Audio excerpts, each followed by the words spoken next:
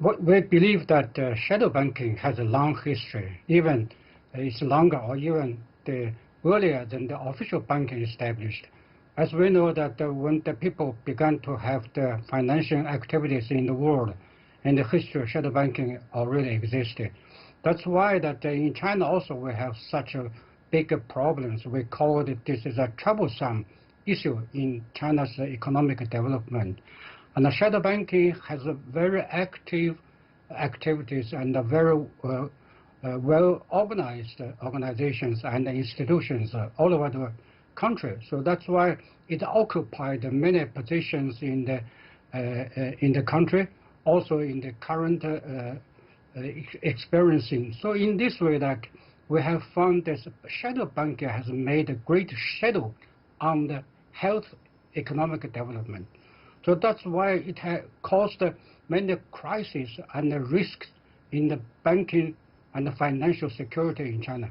Many private people lended loans and money from the shadow banking, and it became more disastrous for them. And also it damaged also the foundation of the overall the financial institutions, damaged the banking system security. So in this way that China has new regulations on to slap down on shadow banking. It's quite an important step to secure China's interest, especially the beneficiaries, the normal people, ordinary people, and the small businessmen.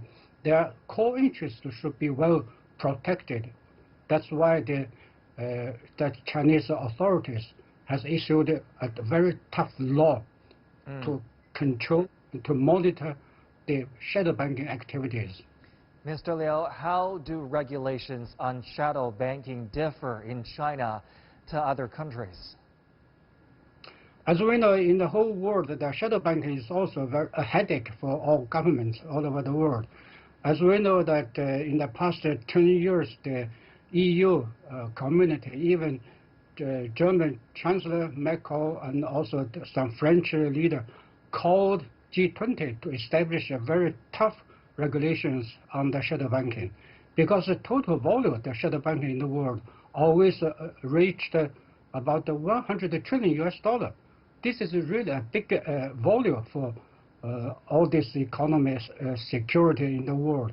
That's why the EU countries that try to have a tough regulations, especially in China, we have now a new law that to govern this shadow banking business.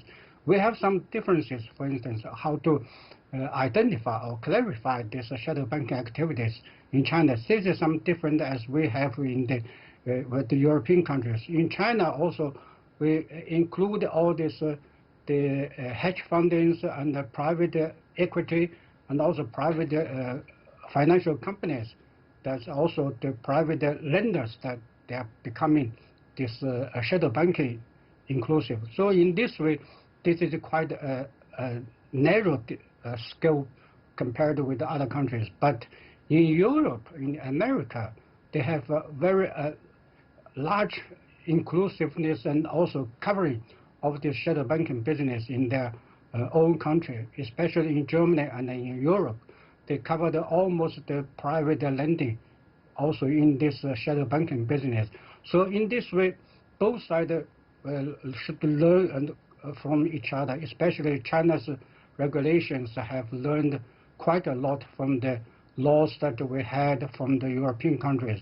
That's to govern, to monitor all the shadow banking business in the law regulation. In this way, that can secure all this healthy development of the financial system in China, because in the next 5 years, financial security is more important than ever.